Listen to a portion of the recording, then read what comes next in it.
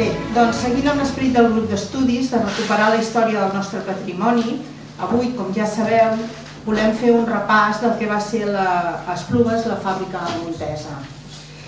Comptem amb la presència de 3 persones que ens faran un repàs molt complet i interessant. El Josep Florença, el Joan Vilella i el Xavier Permanyer.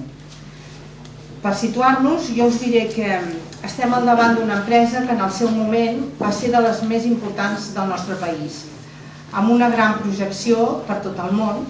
L'esforç de les persones que la van crear i tirar endavant és un model i un exemple per nosaltres ara en aquests moments. La fàbrica es va inaugurar a Esplugues el juny del 1963, és correcte, oi? Sí. I va continuar la seva producció fins a l'any 2000, que es va traslladar a Santa Perpètua de la Mogoda. A l'any 2002 la factoria va ser enderrocada i només queda l'escultura, prototips Montesa 1947-1970, realitzada pel Josep Maria Subirats, l'any 1971 amb motiu dels 25 anys de la fàbrica Montesa, i es va instal·lar al pati de la fàbrica d'Esplugues. La fàbrica estava protegida en el catàleg municipal del 1979, però no es va incloure en el del 1984 i l'edifici va ser enderrocat l'any 2002. Per tant, no en tenim cap record. Us hem de dir que hem demanat a l'Ajuntament que estudiï la manera de poder accedir a l'escultura per ser visitada, ja que la majoria de la població desconeix la seva existència i nosaltres creiem que és una de les més interessants que hi ha a Esplugues.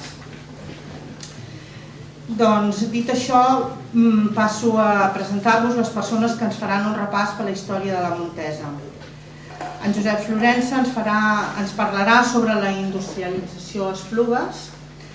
En Joan Vilella ens parlarà de la seva vida com a treballador i sobretot del fundador de l'empresa, el senyor Pere Permanyer, del qui té un gran record. I per últim, el senyor Xavier Permanyer, fill del fundador, director de fàbrica i director esportiu, ens farà un repàs complet i emocionant de l'empresa familiar. Doncs moltes gràcies a tots.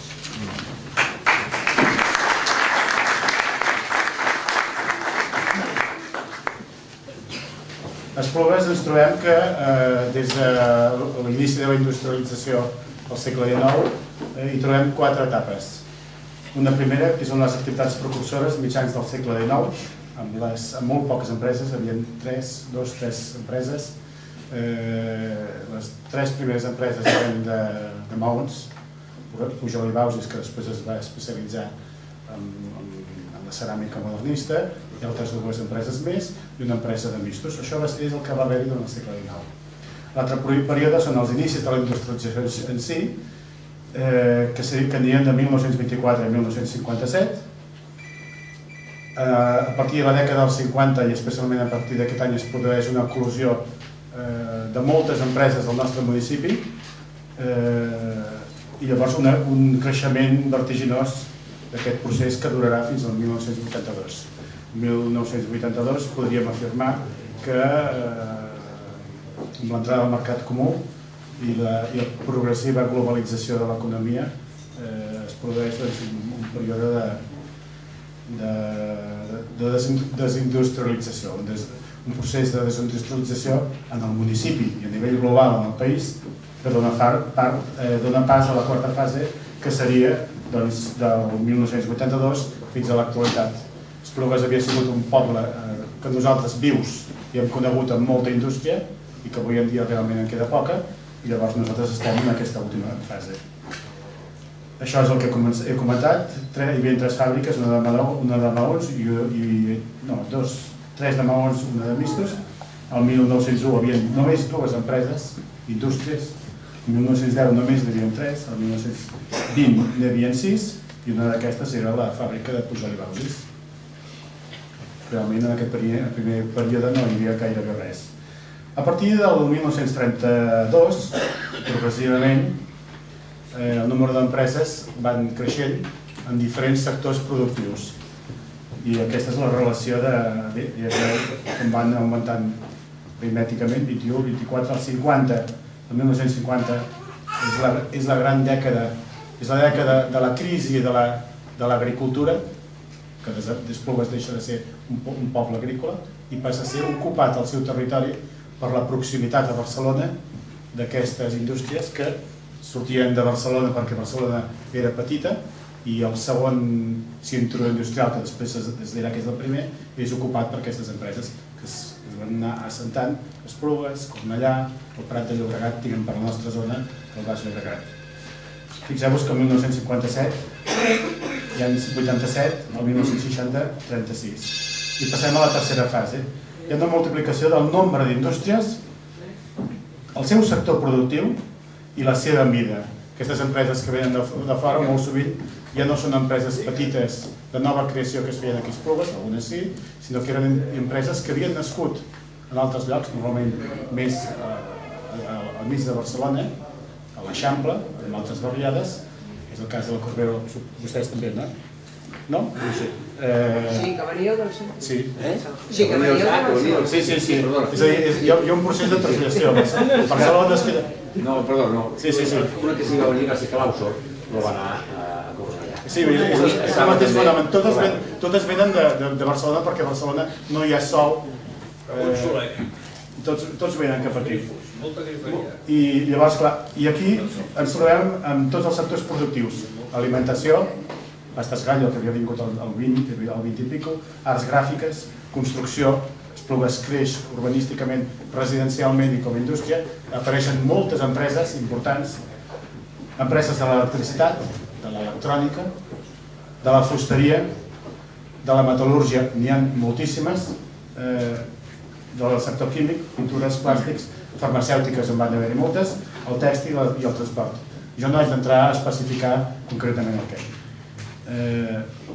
I dins d'aquest apartat, l'empresa Montesa, que és en l'any 62, dins d'aquest boom industrial del nostre municipi, que s'ubica aquí a Esplugues, i com tantes empreses s'ubiquen aquí i segueixen creixent perquè tenen un mercat propi adequat que és dins de Catalunya, dins del territori espanyol, dins de l'estat espanyol i que van comercialitzant els seus productes. Entrem a la quarta fase, a partir del 1982, el mercat comú imposa una reconversió industrial dura, reconversió en molts sectors productius que obliguen a adaptar-se a les necessitats d'aquesta creixent globalització en quant ha significat la deslocalització de moltes empreses que han anat marxant de Catalunya, d'Espanya, que han anat per a altres llocs, que els processos productius s'han mecanitzat molt més i que els processos productius han implicat la reducció de plantilles i al final, segons com, moltes empreses han anat desapareixent. Aquesta és la història succinta de tots els processos productius que hi ha hagut dins la nostra societat. I llavors, això ja és el que he dit abans, i llavors jo només voldria destacar dues idees. Aquests 100 anys d'industrialització del nostre municipi, del nostre país, hi ha hagut dos vessants que jo penso que és de dir. Una, les persones, els empresaris que han tingut la iniciativa, la capacitat creativa, la idea de portar a terme una indústria que transformen els béns, matèries primeres, i les transformen en un producte que és comercialitzable i que generen una empresa que va creixent i que amb el temps, en funció del mercat, aquest producte que es vol vendre serà comprat o no i aquesta empresa anirà creixent o decreixent fins a la seva desaparició. I el cas d'Esplugues, el cas de molts municipis, han aparegut moltes empreses petites amb moltes iniciatives que l'empresari ha volgut tirar endavant i que han sortit malament i l'empresa s'ha ensorrat i a vegades aquest empresari s'ha trobat lligat, endeutat i escuat o escaldat per tot el que li ha passat i alhora, a part d'aquestes iniciatives empresarials que han anat endavant, hi ha hagut al llarg de la història, dins d'aquest procés, unes relacions laborals històriques entre els treballadors i el món empresarial que han generat dinàmiques de relació i dinàmiques de conflictes socials i laborals que han tingut la seva plasmació al llarg de tota la història. Esplugues del Baix Llobregat han viscut tots uns moviments laborals i sindicals intensos que dins del món laboral han tingut, tenim i tindrem aquest tipus de dinàmica, però que es mouen de dinàmica laboral, però són dues coses diferents. Per mi la capacitat d'innovació i de creació d'un producte que es pot vendre, cosa que penso que ha de ser força complicat i arriscat, és a dir, perquè moltes vegades moltes iniciatives penses que allò funcionarà bé i potser no, i alhora la realitat no funciona, t'emboliques amb productes que potser després no funcionen, i això en una empresa petita encara potser els resultats negatius no poden ser tants, però en una empresa gran els conflictes des de la perspectiva de l'empresariat poden ser més grans, i des de la perspectiva laboral dels treballadors també, evidentment, i llavors hi ha conflictes que es poden resoldre d'una manera o l'altra. I aquesta per mi ha sigut la història de la indústria en el cas d'Esplugues i en el cas de Baix Llobregat. I jo amb això intentava emmarcar. Molt bé.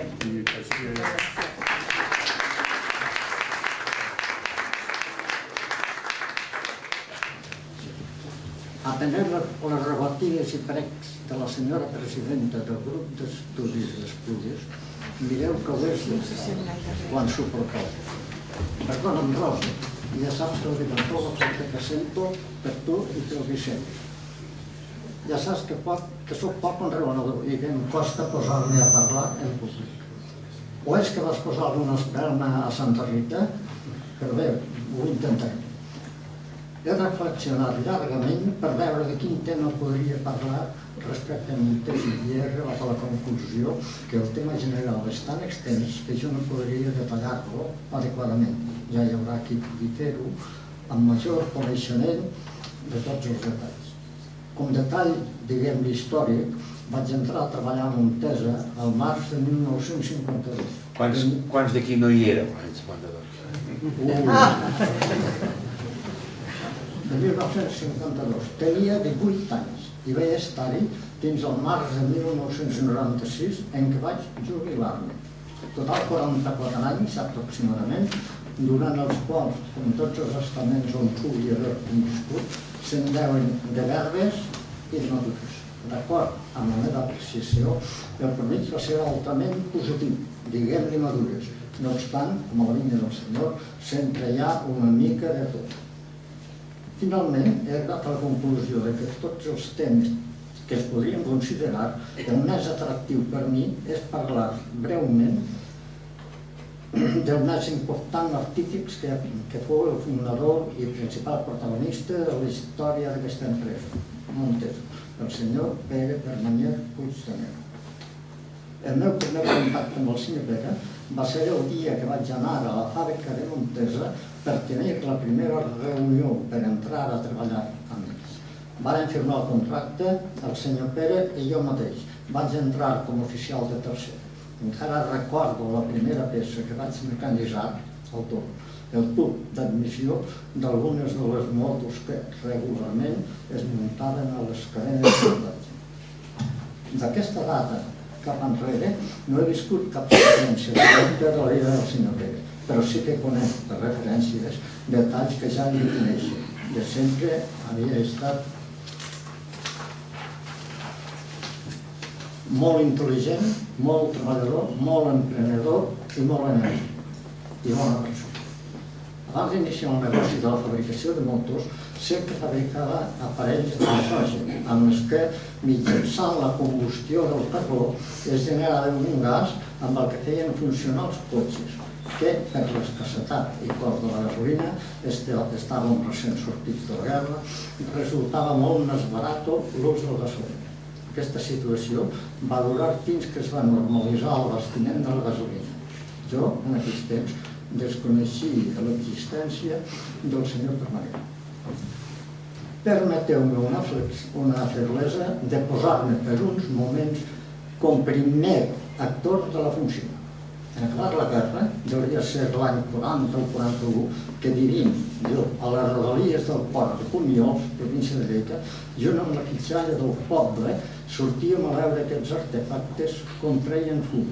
Els que ens agradaven més eren els del tipus que portaven els cotxes petits, que era una espècie de carret que l'arrastraven al darrere del cotxe. Ens divertíem molt i aquí acaba el meu protagonisme. Poc podia pensar en aquests temps que en un futur no massa llunyà jo treballaria tota la meva vida laboral a l'empresa d'aquell fabricant, aleshores desconegut, que fabricava aquell difusor. No sé on va començar la seva activitat industrial.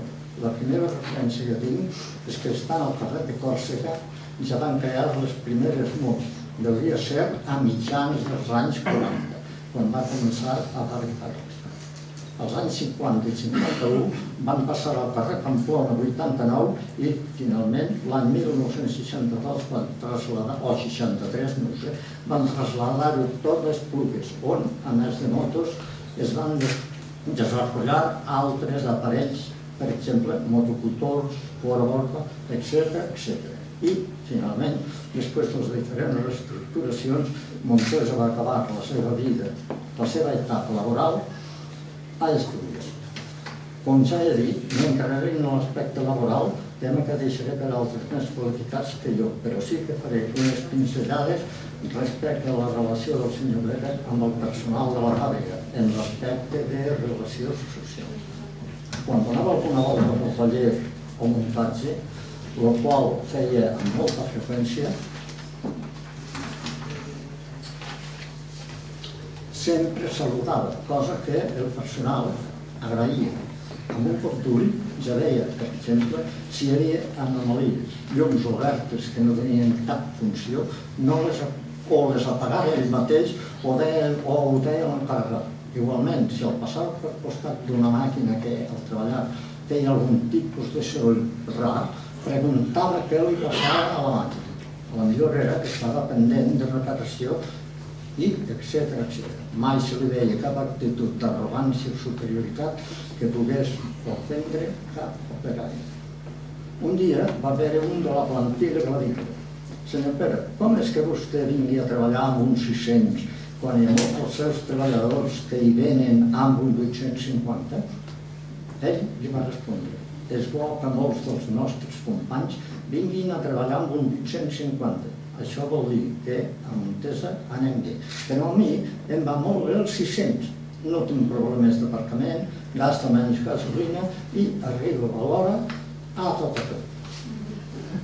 Tinc constància de casos de treballadors que tingueren necessitat greu de família per malaltia o qualsevol altra causa que foren ajudats sense cap recàrrec pel senyor Pere a retornar quan el treballador li fos bé.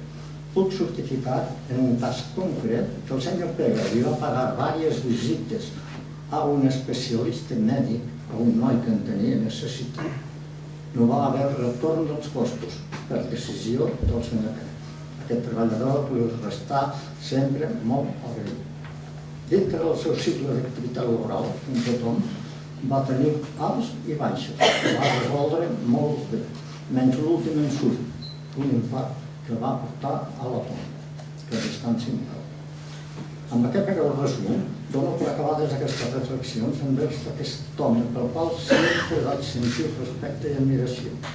Al llarg d'aquest acte tindrà l'oportunitat d'altres tipus d'informació o correcció que us pugui ser del seu interès. Per acabar, us deixo amb el senyor Xavier Permanyer, fill del senyor Pere, que sens dubte podrà informar-nos amplament del tema que ens ha portat fins aquí, Montesa. Tot això, jo sempre he estat molt content del senyor Pere, del seu comportament amb els treballadors, de la seva diligència, del seu treballar i de tot. O sigui que no he volgut entrar en res de fabricacions, de canvis, de diners, no. El que sí voldria que d'això se'n pogués treure una idea una mica aproximada almenys de com era el senyor Pere. Bueno, bones tardes a tothom.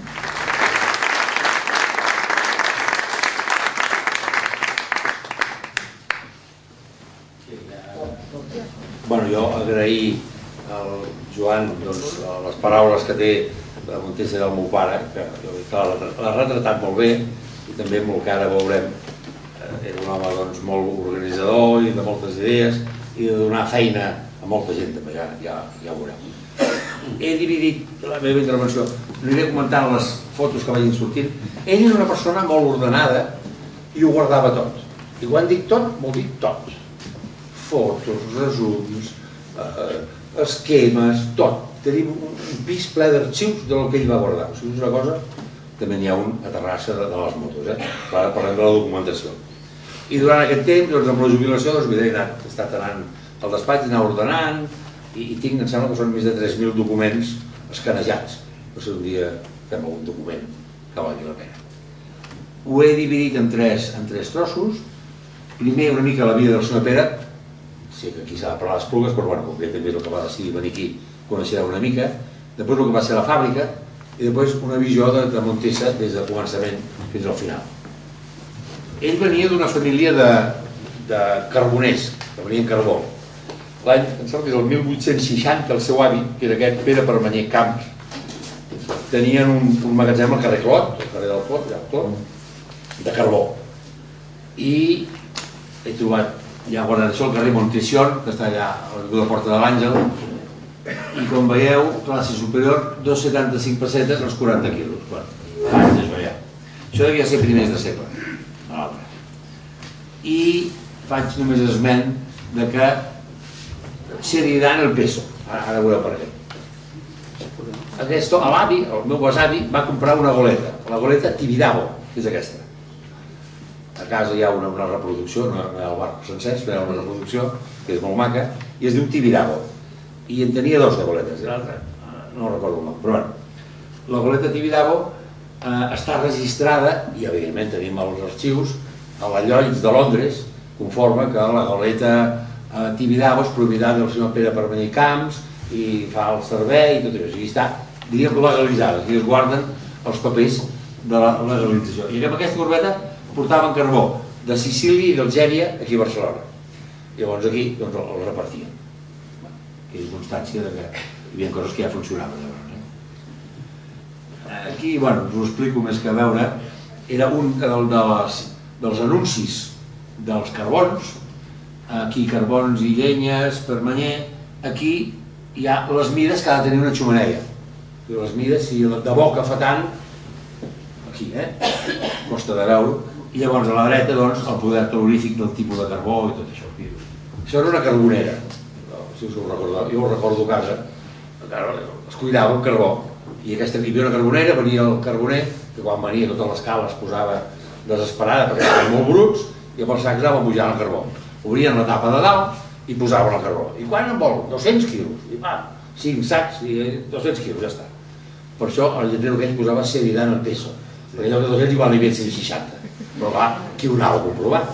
Sí, no, però ho posava, ho vist, Llavors va inventar o va proposar i va fer una bàscula i posava la carbonera sobre d'una bàscula. I amb rodes, perquè així a més no agafava humitat de terra. I quan venia el carboner, porto 200, un moment, passaven, ara això pesa 322 quilos, va, posi. I quan veia els 200 llavors podia dir, o sigui, la sèrie d'ara el peso valia la pena perquè si no es veu que la gent va, tothom. Llavors, el dels gasògens que ha dit el Joan, això, ell es va passar, jo crec que té més de 250 patents, no sols d'invenció sinó de millora, perquè no es fos inventor, però hi havia coses que existien i ell les volia fabricar aquí i llavors ho patentava. Això és de l'any 35, Déu-n'hi-do. I aquí és quan va patentar un gasogen. Ell tenia una representació francesa de la Ron Poulenc, que importava els gasògens i els muntava, els reparava i posava. I l'any 35 ja ho va patentar. Va costar 275 pessetes. I això era el gasogen. Anava amb corfoll d'avellanes, que té més poder que no pas el carbó. I posava el corfoll d'avellanes, posaven aquí dintre, això calentava, feia un gas i el gas ajudava el cotxe a anar tirant. Això eren exemples. Hi havia uns, com deia el Joan abans, amb un remolque, està per aquí allà dalt, i uns altres que el portaven acoplat al costat. El que que anava a veure Era aquest. és el del cotxe. Sí. A l'alt dels camions, que era com un tub que portaven al costat de la porta, aquests no en feien gaire cas, però aquests ens Sí. feien... Bueno, això dels gasògens, una cosa, jo he vist fotos, retalls de diari allà a casa, d'un tren a Alemanya, que anava amb gasògens. I tota la teulada, o sigui, vull dir, era una cosa que en aquells moments funcionava i anava bé. Llavors ell, l'any 35, fins a l'any 35 va importar gasògens, després va venir la guerra, va tenir que anar-se'n, i l'any 39, quan va tornar, en lloc de seguir amb els rombolets, es va posar a fabricar-los ell, els gasògens, que es deia Terrats, i es va posar a fer els gasògens. Això era la propaganda que feia, sempre era amic de posar realitats, de posar títols vistosos perquè la publicitat funcionés. Això és a la fira d'aquí, a la fira de mostres, hi ha com veieu, hi ha el gasògen, i allò és una foto d'un cotxe, i així feia l'efecte de com tenia que ser, no tenia que posar un cotxe, posava la foto del cotxe i el gasògen aquí. Aquest és un acudit del Castanys, que ell el coneixia de quan la guerra, i fa gràcia aquest cotxe que va amb gasògens, i diu, parleu bé sisplau, i a dalt hi ha un letrero que diu automòbils al paso, velocidad máxima 10 por hora. I es veu que aquests homes tots anar restant. Després l'any 50 va inventar-se una rentadora i va començar a fer rentadores. Jo me'n recordo, i a casa meva, fins l'any 65 o 70, aquesta funcionava. Era senzilla, portava acoplat una secadora, que és el rodillo aquest, la secadora era allò segaves, hi havia el motor, a baix que girava, deia les instruccions, vigileu els cordons i això, que no s'enganxin, perquè llavors es parava tot, i però va començar a fer rentadores. Això era la patent, patentat evidentment, la patent de la rentadora, es deia netíssima, i aquí hi ha les instruccions, que el fas riure, però en aquell moment, diu, si vol canviar l'aigua, doncs tregui el tub aquest, el buides i tornes a posar aigua neta, i ja està, com no hi ha tant problema. Ho diu aquí, I diu, para un perfecto rendimiento, ceñirse a los siguientes tiempos de marcha. Sedas, rayones y nylons. Un minuto. ¿Vale? Lanas, 2 minutos. Ropa sucia ordinaria, 3 minutos. Ropa muy sucia, 6 minutos. No, és curiós les instruccions. I això era un anunci d'aquesta propaganda. Jo això no ho sé, però m'imagino, i estic segur que és així, que ve dels anuncis americans. Els americans, quan anunciaven molt doctor, feien aquest tipus d'una senyora, així, i a mi em sembla que van agafar un anunci d'aquests americans, van posar la seva rentadora i en castellà van posar això, i bueno, fa gràcia perquè si veieu algun dia anuncis dels anys 40 dels Estats Units, veureu que són d'aquest tipus. Després, a l'any 50, l'ú de les rentadores va veure que podia agafar molta marxa i jo recordo que va plantejar de dir fem rentadores o fem motos. I ella ha dit, no pot ser perquè la rentadora, i llavors va deixar de fer rentadores. Van fer unes poques i no ho va deixar.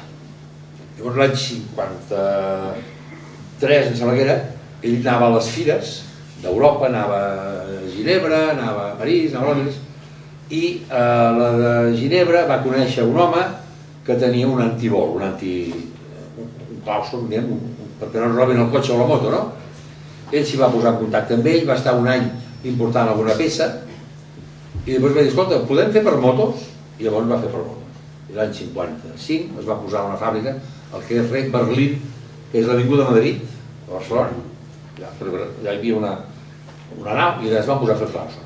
Llavors, al cap de 4 o 5 anys, van anar a Cornellà, que és una fàbrica de 500 treballadors. I això ho va crear ell, no? L'engegar ell ho va crear. Això era un dels anuncis, perquè al començament els cotxes no portaven l'antirobo de sèrie. I allò va ser un bon negoci perquè la gent el tenia que comprar, llavors pagava sempre, i se'l posava. Quan llavors les marques de cotxes van veure que això feia falta tenir-ho, van dir, no, ja el posarem nosaltres directament. en lloc de 100 pessetes llavors es compraven a 15. O sigui, el gran negoci va ser el començament d'això. Al moment que les fàbriques van dir, ja te compro jo, te compraré molts mils, jo també, a 100 pessetes, no, a 15. Llavors seguia sent negoci, però va canviar, el tipus de negoci va canviar. Aquests són els que es compraven sueltos i te'l posaves al cotxe. Això de la propaganda, aquí sota diu, a su coche es más lógico incorporarle un antirrobo clauso. Gràcies, és que guàrdia a cada cotxe posar-hi. Ell sempre havia tingut, quan feia coses, sempre buscava gent que després ha resultat ser gent bona. Però el Cesc aquí, doncs una mica, encara no tenia el nom, el Castanys, la fàbrica, el Milà Correa, sempre buscava gent que després han resultat. I van, a part de Clausor, feien manetes, tenien una fundació, es va convertir en una fàbrica molt gran i molt important. Tentáculo, havia patentat els tentacles, recordeu aquelles gomes per lligar paquets al cotxe amb un ganxo aquí, Tentáculo, els pocs, sí. Ell va, en aquell moment hi havia 2 o 3 que ho van implantar i ell li va posar Tentáculo i va fer i em va vendre.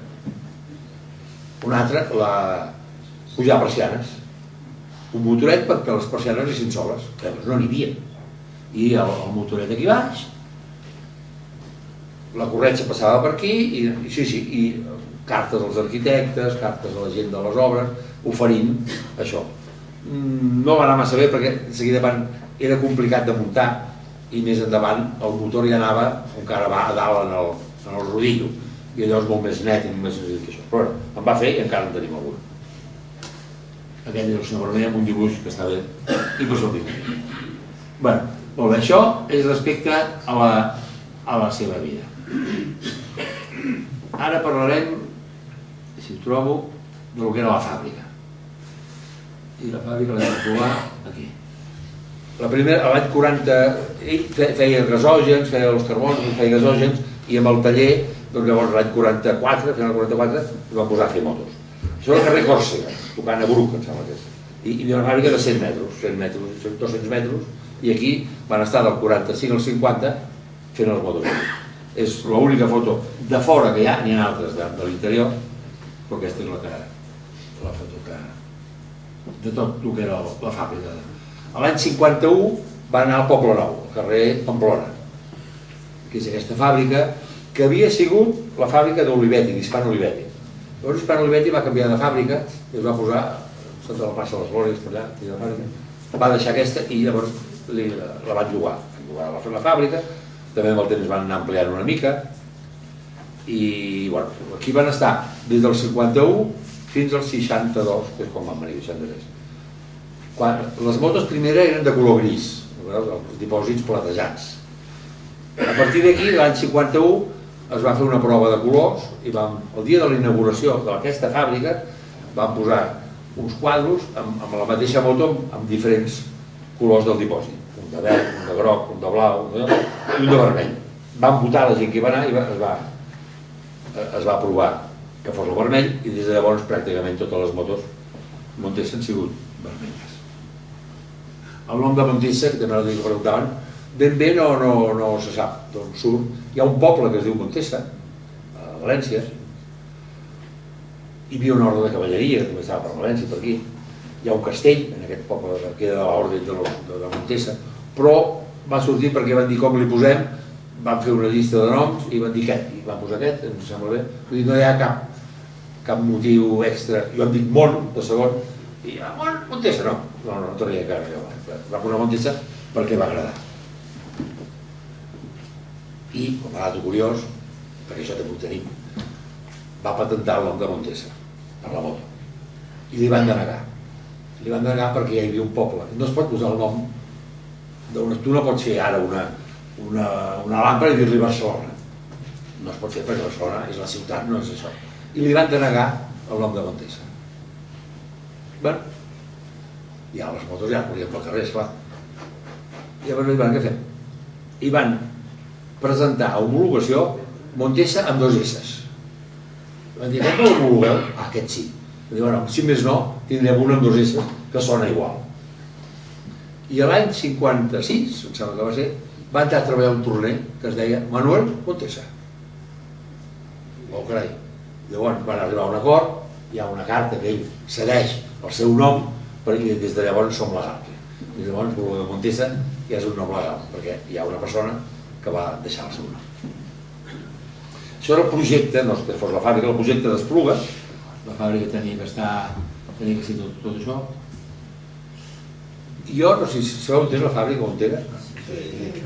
A la part de dalt, que hi ha uns pisos aquí que fan forma, aquí tenia que passar un cinturó, una ronda, tenia que passar una ronda.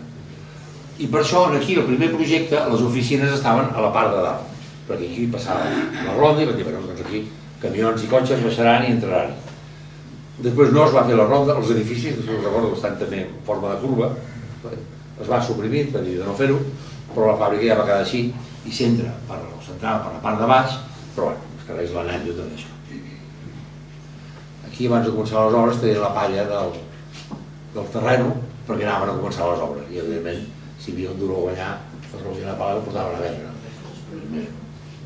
No podríem treure el llum per veure millor les fotos? Quina llum vols treure? Que hi hagi més contrast. És que no sé, no es pot apagar aquella llum o es quedem molt a les fosques? Hi ha llum. Has de tornar a començar o ja ho hem anat veient? Com totes són en blanc i negre. Molt bé, tindrà. Això a l'any 61, no recordo. Es va posar la primera pedra, aquest és el senyor Permanyer, que a mi aquesta foto em fa pensar, mare de Déu, en quin merder m'he posat, perquè esclar, posar una fàbrica i el gasto que venia i tot, doncs Déu-n'hi-do, no? I això és el moment de ficar la pedra, que ha dit de la primera pedra s'hi posava una pàgina d'un diari, una moneda del moment i coses així. Que si un dia la trobem, que no sé on està, sortirà. Això era la fàbrica, com veieu aquí, tot això aquí, això aquí, tot això era la fàbrica. La ronda aquella que tenia que passar era aquí, que després no va passar. Les oficines eren aquí, tot el que era fàbrica. Aquí la satèl·lite començava a fer construccions, aquest, després van fer més aquí, van fer una d'aquí, això era començant la fàbrica. I aquí hi havia un calaix, un queixal, que hi ha unes vivendes que encara hi són, i aquestes no es van poder comprar, i la fàbrica arribava i arriba fins aquí.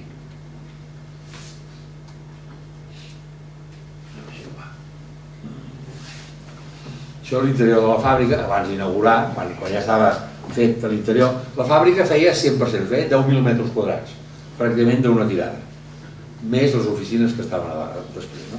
I 10.000 metres quadrats fan goig, realment eren molts metres.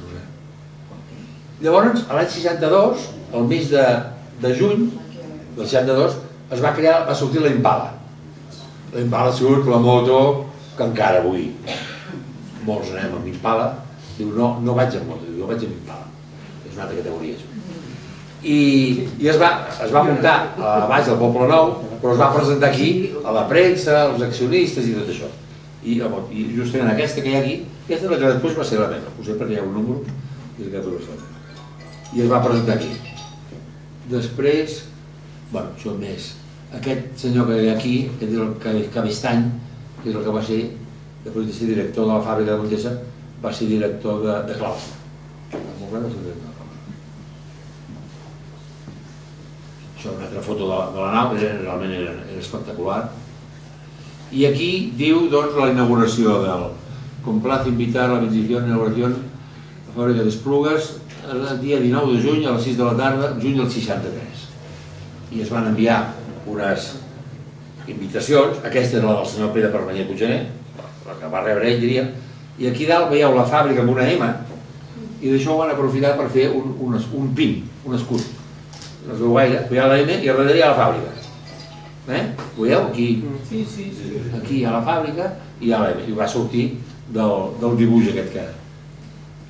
D'aquest dibuix en van fer un pin. Que ho va fer el Serraïm, que era un jovier important, i sempre buscava... Bueno, això ja és el dia de la inauguració. Aquest senyor pot ser que fos l'alcalde d'Esplugues o no? Jo no.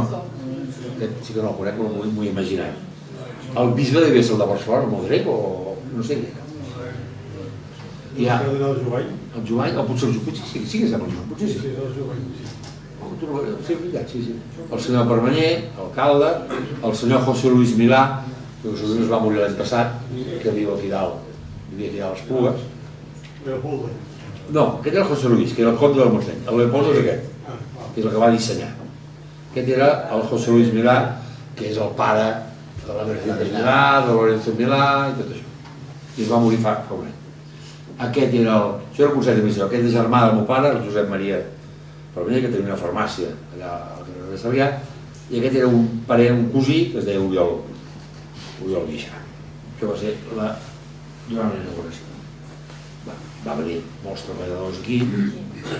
Com a anècdota, l'any 62 va ser l'any de la nevada, si recordeu. I el dissabte i diumenge molta gent, perquè la fàbrica va començar a engegar. I la gent, el dilluns, a peu, des de Barcelona cap a Esplugues a treballar. Aquesta era, aquí hi ha el bisbe, hi ha el meu pare i estic jo aquí també.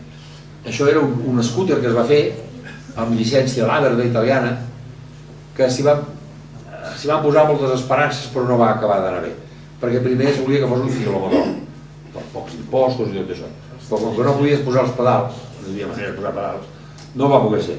Llavors en lloc de 50 era de 60, era un motor de 4 temps i el fabricàvem aquí, però mai va acabar d'anar bé. És una pena perquè s'hi van dedicar molts esforços, però no va anar bé. Això es repartia a tots els treballadors, això era la fàbrica, aquí. Això era la fàbrica aquí, i deia que en el número 1, o sigui la carretera d'Esplugues, diu parada de l'autobús, diu, Pucu, no sé què. El nom de l'autobús. A dalt al pont, aquí el número 3, diu parada del EJ. I aquí baix, que això devia ser molt lluny, parada auto... Sí, però es donava a la gent per dir, bueno, ja... Perquè el metro, evidentment, no estava fet encara. Encara queda a la vora. Però, bueno, per facilitat de la gent, és que hem d'anar molt lluny, però clar, el que vivia al Poble Nou, a Esplugues, quedava lluny, no? Però, bueno, molts anys. Aquí recordava que l'altre dia que estava per aquí. A dalt, a sobre de la fàbrica, hi havia una esplanada i s'hi va fer un cobert per deixar-hi bicicletes i motos. Bicicletes i motos. Al carrer baix, al carrer Pamplona n'hi havia moltes, aquí menys, però encara n'hi havia alguna, i motos poques, i van anar incrementant-se. Al final, tot fora i tot era per cotxes. Però hi havia aparcament per bicicletes i per cotxes. Això era una vista de la fàbrica, això és un fulletó de propaganda, ara veurem l'interior una mica més. Això, bueno, aquí era allò que dèiem de l'avinguda d'abans, això és l'entrada oficial que hi havia, aquí hi havia el departament de carreres, aquí hi havia pintura, aquí era un millor d'aigua, perquè, clar, a l'època dels anys 50 hi havia falta de llum, falta d'aigua, falta de tot. Llavors l'obsessió d'ell era que els serveis no fallissin mai. I bueno, això era la... I aquí començaven a sortir els pisos de la ciutat. En la part aquesta dalt de les oficines, això era... Aquí no hi ha algú que estigués aquí, no? Jo que es costa molt de veure. Això era el muntatge, amb dones muntant, les rodes venien aquí, aquí munten el primer, ja el vestidor, que ve sense res, aquí posaven el motor, aquí posaven, i sortia al final la moto sencera. Això és el taller de mecanització, això són càrters. Això torna a ser el muntatge de motors que es feia aquí. Això torna a ser els trànsfers de mecanitzar tots els càrters i tot. Que érem 500 persones, vull dir, que Déu-n'hi-do. I això els magatzems, una part dels magatzems. Llavors això és el monument que dèiem abans, ara hi ha alguna foto més. Aquí hi ha el senyor Permanyer amb l'escultor Subirac. Subirac sabeu que és el que ha acabat la Sagrada Família. Bé, jo penso que va ser un encert. I aquí és un monument, està catalogat, el té catalogat ell, d'obres d'exterior del senyor Subirac, i figura aquest, Sapiguem que l'alcaldia saben d'això, que els hi hem donat perquè això ho van vendre fa molts anys, tot el terreno, i saben que aquest monument és nostre i és de l'Ajuntament. El volien posar a la carretera on hi ha el tramvia que va cap a... És plaça Montesa, allà o no? Bueno, el volien posar allà, però sota van posar tantes coses d'electricitat que no hi va cabre. El deixen aquí, i si un dia això s'urbanitza o es fa alguna cosa, doncs aquí hi haurà una plaça, i això quedarà aquí segur. Aquí el papà amb el Sobirà. Són peces de moto, no? Sí, ara mirarem aquí. I tot això són peces de moto. Un bastidors, bieles, cigonyals, de prototipus, i vinga, i tot soldat aquí. I aquí a l'esquerra, a dalt hi ha una moto amb negatiu, que recordeu que el Sobirà que va començar a fer això dels negatius, que les va fer miliers, això de buidar, no? I aquí hi ha, des d'aquí baix, hi ha la M45, que va ser la primera moto, hi ha el nom de totes les motos fins a aquest moment, que era l'Escorpió, em sembla. I aquí al costat hi ha unes plaques que hi van firmar tots els treballadors. Tu, Joan, hi vas firmar o no? Tu també hi ets? Joan, tu te'n recordes d'haver firmat o no? Aquí vas signar, tu? Aquí, veus, hi ha 3 o 4 plaques amb les firmes de tots els treballadors. I al final d'aquell any, els treballadors li van regalar al senyor Permanyer una maqueta de plata amb el que és la fàbrica, la pista de proves. El senyor Pere la mostrava, i aquí davant posa Còrsega, no sé quin número, i Pamplona, les 3 fàbriques que havia tingut. I aquí això és el moment que li van donar allà a mi, la placa aquesta, que evidentment la guardem amb el darrer. Bueno, aquesta és la part de la fàbrica d'Esplugues. I ara jo, no sé si fins o no, una mica de la història de Montesa també. Aquesta va ser la primera moto, aquí encara no tenia nom, per això posa XX, això va sortir d'una moto Becant que el senyor Montó havia comprat per un nebot, no sé què, el van anar transformant i aquí posa aquí, o sigui encara no tenia nom aquesta, i va ser ben bé la primera moto. I aquesta moto la veiem aquí, això és la diagonal, aquest és el cotxe del meu pare, el meu germà, aquí, la meva germana i un servidor. Aquí encara hi ha la XX, o sigui, això era l'any 45. Que el diumenge anàvem a passejar per la diagonal. Això era un despiece on figuren totes les peces que hi ha amb el seu número. Aquest és el primer que hi havia.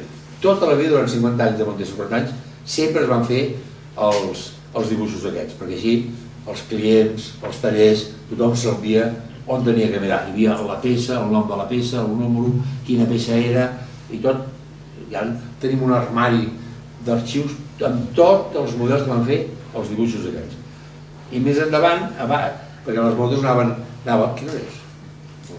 Les motos anaven variant, hi havia modificacions, doncs a baix posava aquestes peces van de la moto tal a la moto tal, i aquestes altres a partir d'aquest número de motor canvia. Així, amb això tu sabies el teu model quina moto tenia que portar. Era una feina molt ben feta, i també hi col·laborava, Joan? A fer amb el Cervera i això. Això és una mica, forma part que estava molt ben organitzat. Això és la primera carrera, també l'any 45 que van córrer.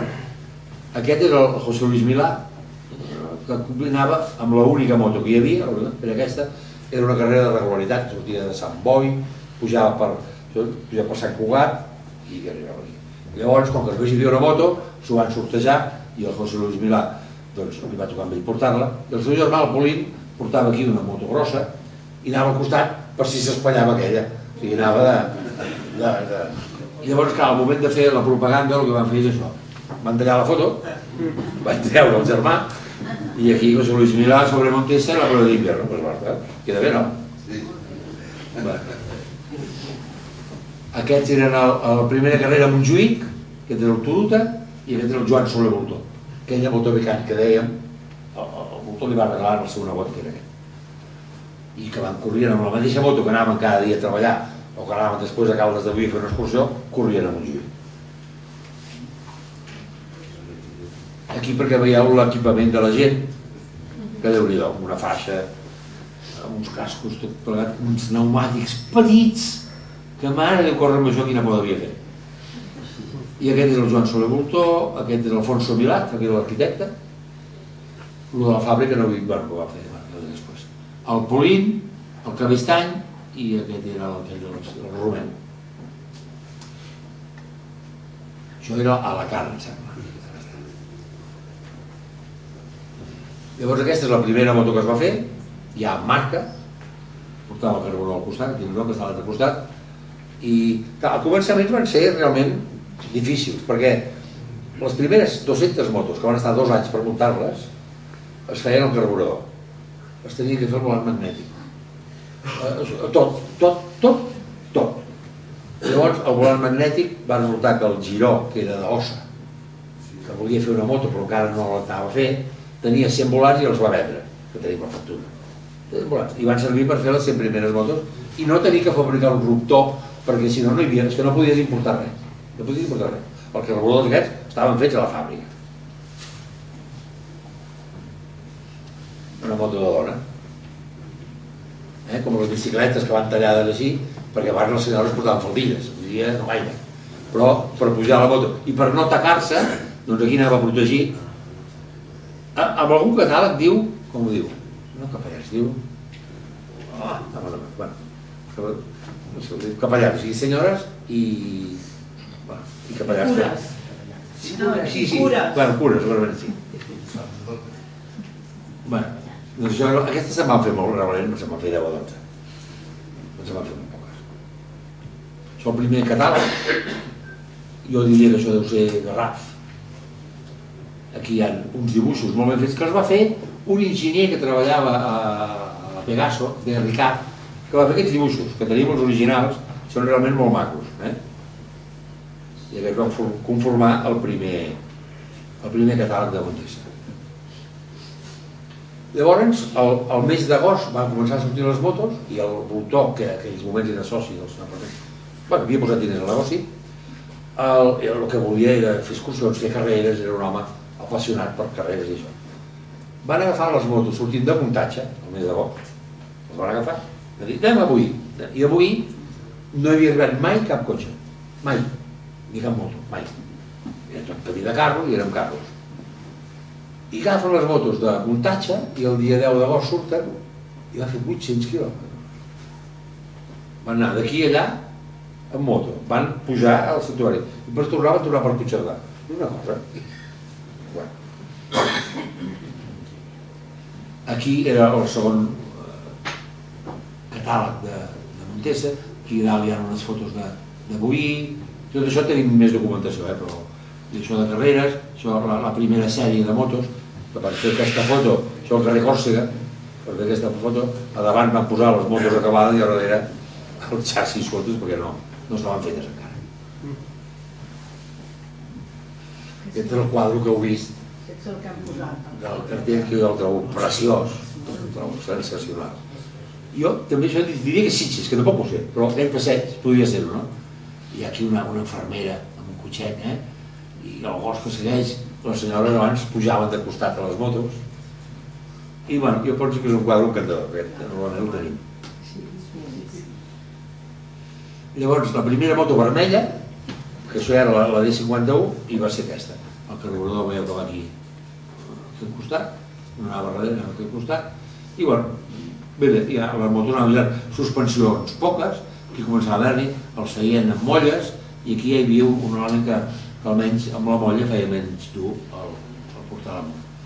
Els catàlegs sempre van ser molt pensats, això és per allà a Olot o a Poblés, i amb unes muntanyes molt maques, i anaven i feien les fotos, i bueno, o sigui que eren molt pensats els catàlegs. Sembla què?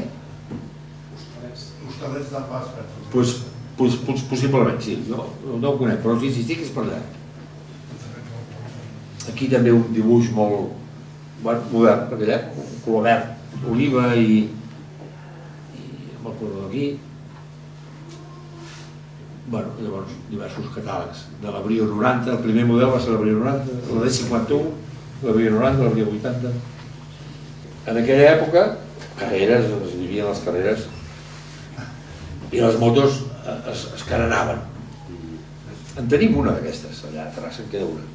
Jo fa poc vaig pesar el carenat sol pesava 10 quilos. Carenat, perquè hem de ferros, carenat més els ferros per aguantar el carenat. Una moto de 80 quilos, li poses 10 quilos més, Aquestes motos no corrien més, però era molt bon. Si anaves amb una recta, allà potser sí, però aquí amb un jovent és evident que... Però bueno, llavors l'any 57-58 la federació els va prohibir per perillosos i a partir de llavors la roda de davant ja no està tapada. Aquests són els Elizalde, eren maques, eren molt maques. Sovint es feien concursos de fotos entre els treballadors o entre els periodistes i aquest és una foto que a mi m'encanta, al port de Barcelona, amb la moto aquí, la boira i la preciosa. I aquí hi ha una altra, aquesta també és molt maca. Són fotos de catàleg. Aquí hi ha l'any 54, em sembla que és, l'any 54, va sortir per primera vegada l'orla aquesta i el corredor aquest així inclinat. I aquí diu totes les categories José Antonio Elizalde, a Montesa, Juan Elizalde, aquests són els que van guanyar les 24 hores l'any 56, els germans Elizalde. Tercer, Oriol Puig Voltó, l'Àlex Solarroig, fill del metge Solarroig, Joan Fernández, que després corria amb cotxe i ho feia molt bé, i Sebastià Salvador, que és el president del RAC, el president actual de l'Automòbil Club, que és el Sebastià Salvador. En aquella època corria. Realment tothom que corria, tot eren aficionats, això està clar. I diners no n'hi havia, i la gent pagava per poder córrer, i s'ho passaven bé, i el professionalisme va venir més tard. Més catàlegs, la versió del 56, de l'abril 80, es van inventar aquests ninots que van sortir a molts catàlegs de propagandes, el pagès, l'estudiant, el venedor, l'abriego. I aquí les modificacions d'aquell any respecte al model anterior. Aquí posaven la caixa d'eines en el dipòsit, Jo llegint ara he vist que l'any 56-57 les motos no es tenien que matricular, no era obligatori i es podia anar sense carnet de conduir. I l'any 56-57 va sortir les ordres del ministeri corresponent de que les motos es tenien que matricular obligatòriament i el seguro i el carnet de conduir era obligatori tenir-ho. Això l'any 56, fa 4 dies. Aquí a l'Oxidera amb una 110, em sembla que és això. La van treure el model de color verd, que era l'abril 80-81, que era silenciosa, per això la figura aquesta del gat. El Joan deia que no t'agradava aquest color, no? No sé. Aquí, els mitjans, no hi havia ordinadors ni res d'això, i el departament de vendes, per dir, fem un mapa d'Espanya d'on es venen motos. Doncs jo al col·legi feia servir aquests mapes. Doncs aquest mapa, i aquí al costat posa de més de 1.000 motos l'any, color granat, que era Barcelona i Madrid. De 300 a 600, el color vermell, que era la costa, tot això, la costa, això. Vull dir que molts números i moltes estadístiques es feien amb aquests mitjans, amb un mapa d'escola. És una foto del senyor Permanyer amb el Pere Pi. El Pere Pi va venir l'any 60, va fitxar per Montesa, ell era de Mollet, havia treballat de petit a la Derbi, i va venir a Montesa, va venir a viure aquí dalt, mirat per aquí dalt, ha estat tota la vida vivint aquí, i aquí el senyor, això sembla que deu ser Esplugues, aquesta foto. Una foto que m'agrada molt, no? El corredor brut de fang i el Sabarrer amb corbata, perquè abans a les carreres anàvem amb corbata i amb americà. Aquesta va ser la primera de motocross, que aquí el filtre tapaven amb una lona, perquè no hi havia filtre capaç d'absorbir tota la pols que podien fer, doncs mira, amb una lona així aconseguien el que volien. Van fer motors de K, el motor està posat aquí. Aquí a les revistes americanes, doncs, Montesa, Carnegie, clar que aquí, quan algú de fora parlava de Montesa, doncs, sempre quedava el retall i sempre quedava això. Llavors, l'any 62, van fer l'Operació Impala. L'Operació Impala va ser agafat, abans de sortir l'Impala va sortir el juny del 62. Doncs, al gener, aquests 5, que eren el Tei Elizalde, Enric Bernis, Rafa Marsans, el Maristany i els regats van dir, mira, podem anar a travessar Àfrica. Llavors, els van preparar 3 motos i un jeep, van portar les motos a Sud-àfrica, al Cabo, Ciudad del Cabo, al Cap. Van arribar a sortir les motos, no sé, al mes de novembre, el barco va arribar al desembre, ells van arribar allà al gener, van agafar les motos, les van muntar, també havia arribat un jeep, que el jeep no hi havia manera de portar-lo, que no podies travessar fronteres, així com així. I van aconseguir que Andorra els venés un jeep i els van donar la matrícula. I quan va arribar al Cabo, van agafar un jeep d'allà i li van posar la matrícula d'Andorra. O sigui, el cotxe que anava, perquè era impossible amb un cotxe d'aquí. Doncs aquests 3 van anar cap allà i no està malament, la gràcia era anar cap a casa. Van sortir el 10 o 15 de gener de Ciudad del Cabo, i llavors hi amunt i es anaven arribant a casa, el qual és una bona manera de fer una travessia, perquè clar, van fer 20.000 quilòmetres, 3 mesos. Aquesta més molt maca i ple de negres, això.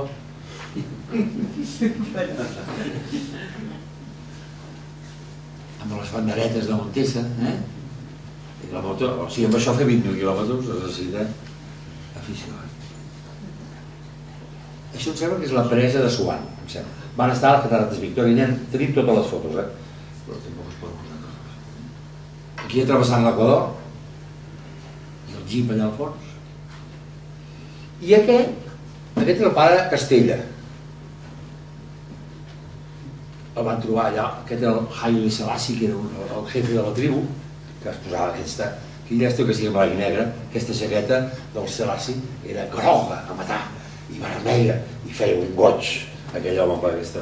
no se la treia per ni per dormir. I el capellà aquest feia els poblats de per allà.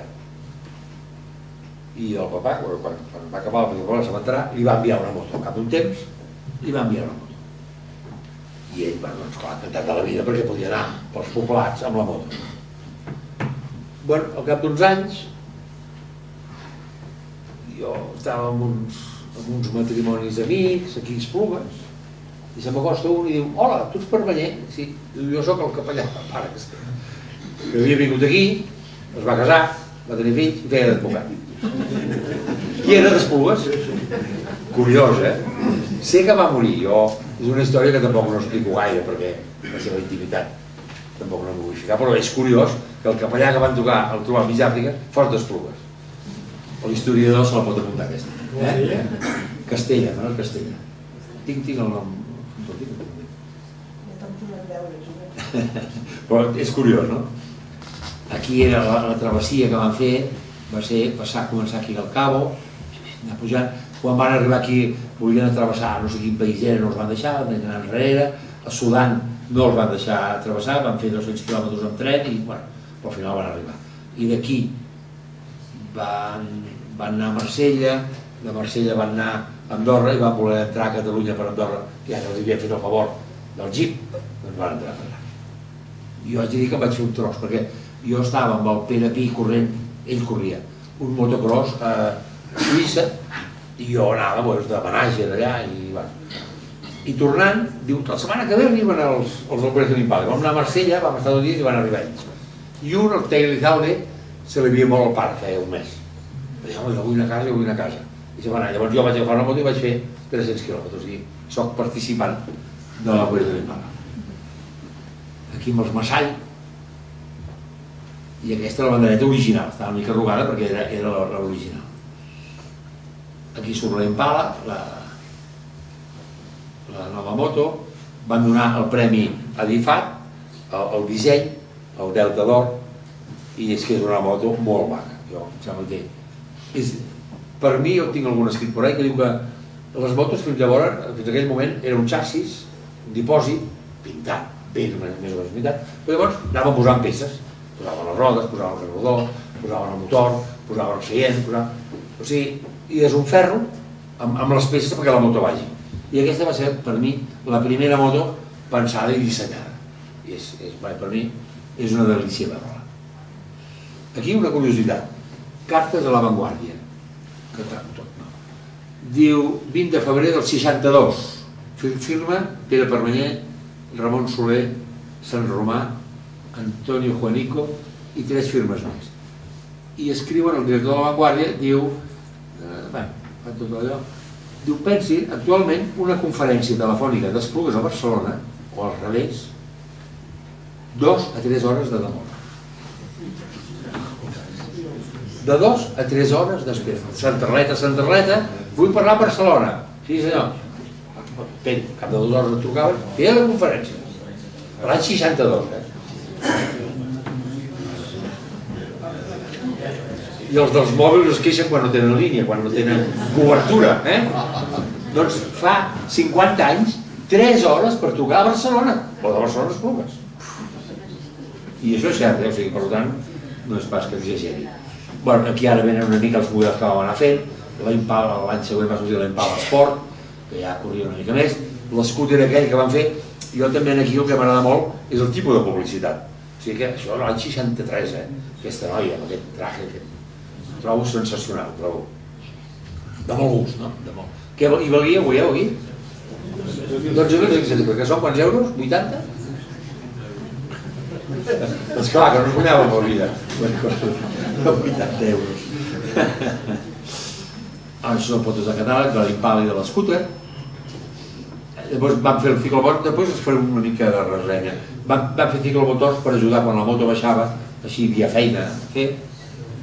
Les primeres motos que es van exportar als Estats Units, de motocross. La primera de trial, va ser el primer prototip, que se'n van fer 40 i pico, i aquí a Catalunya se'n van quedar 15 només, no n'hi ha més. Durant els portats se'n van fer més. Aquesta era una de motocross, perquè aneu veient una mica l'evolució. El Pere Pi amb la trial, amb la Cota 247, el ciclomotor a dalt, i a baix a la Mini, que era un motor automàtic, una mobilet, i aquesta anava molt bé, anava molt bé. També la propaganda, jo la trobo encantadora, Aquesta és la Mini Montesa. És la Mini Montesa, l'Scorpion, el Fora Borda, que m'han dit que van fer Fora Borda, feien Fora Borda, una barqueta, i se'n venien, Montesa, aquí es va avançar els temps. Aquest és el Fora Borda, el motocultor, els jueus, això era el senyor Fermanyol. A més, anàvem tan atabalats, fent carreres i fent això que no tenien temps. I ell anava, no, hem de fer. I va fer una caixa, un joguet, que venia tot un motor desmuntat. I el podies muntar i anava. I amb un catàleg, dient, què pots fer? Un motoret que el poses amb unes fustes i pots anar per l'aire. I això era la caixa, tot el tubo d'escape, la junta, l'embrague, la tana, i podies muntar un motor, un nen o un noi, a casa seva i muntar un motor, una gran idea. El que passa que es va avançar 30 anys. Motocultors també va fer, motos infantils, aquest és l'Arenas i el seu fill, el Xavi Arenas, de Comercial Impala. Aquí la moto petita. Jo haig de dir que nosaltres, els nostres fills, als 4 anys, tots han anat en moto. 4 anys amb això. I ara, una mica només. Sí. També haig de dir que ara condueixen molt bé. Si el que ha après de petit, ara cotxe o moto, són una delícia conduir. La 250 UR que era Piconen, això és el motocross d'Esplugues. Aquest és el motocross d'aquí, preparant la sortida i ens anem cap aquí. Ara això és una urbanització sense acabar, no?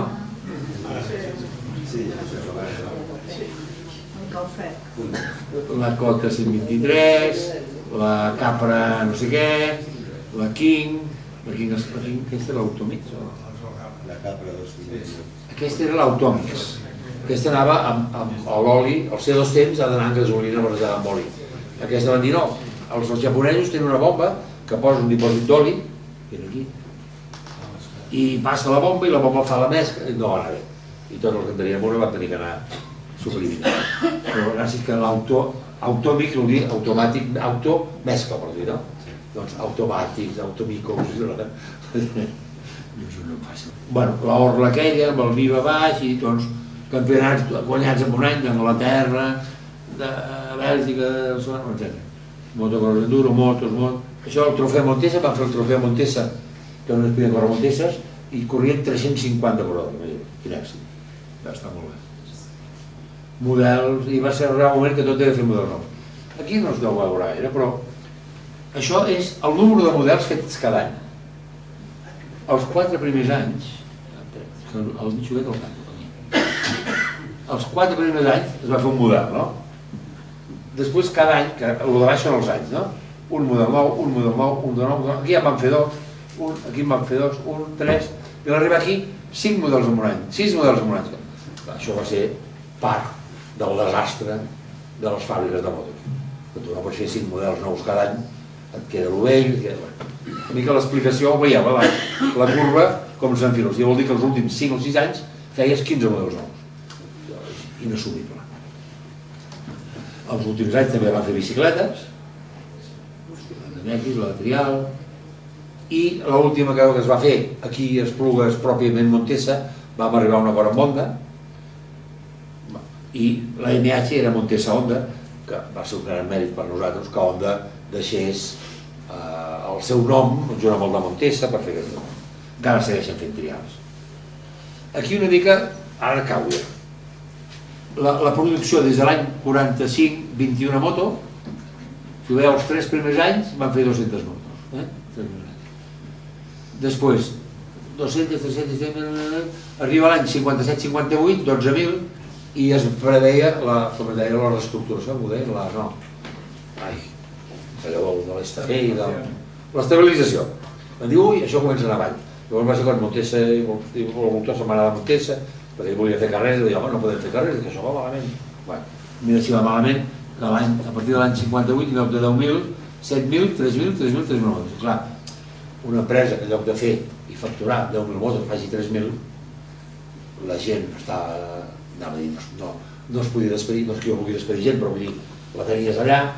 I què fem? Llavors, se li va ocórrer començar a fer ciclomotors, que almenys així la gent tenia feina, i bueno, giraves i feies, no? O sigui que a partir d'aquí, que la moto es va preveure que començava a baixar, es van començar a fer ciclomotors, amb la qual la quantitat total de motos s'equilibrava.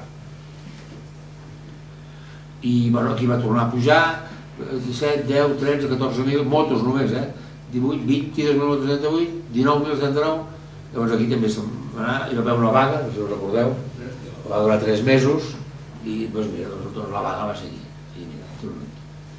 Això Montilla. Tens a Montilla, allà?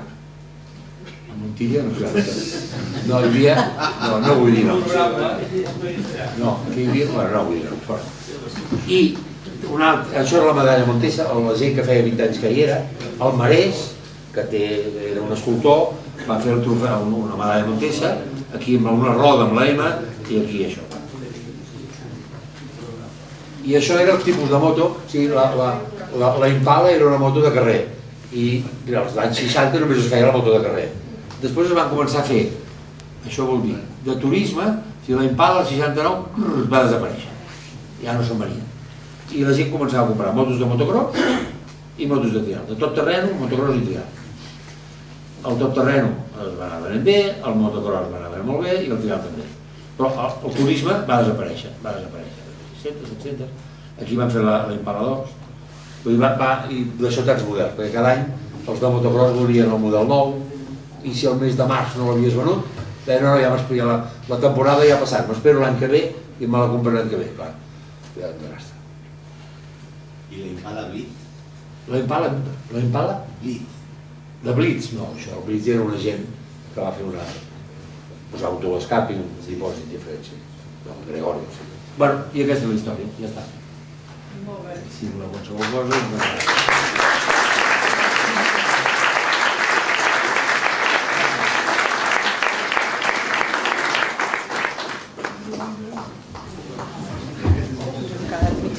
Si voleu alguna explicació alguna cosa i si no... Algú té alguna pregunta? Disculpi, tinc una mini Montesa d'aquella època guardada. Doncs molt bé. I funciona o no? Ara estic parada fa molt de temps. No, segur que sí, segur que anirà bé, segur. Fa il·lusió veure'n una, Sí, sí. Sí, color vermell i és molt maca.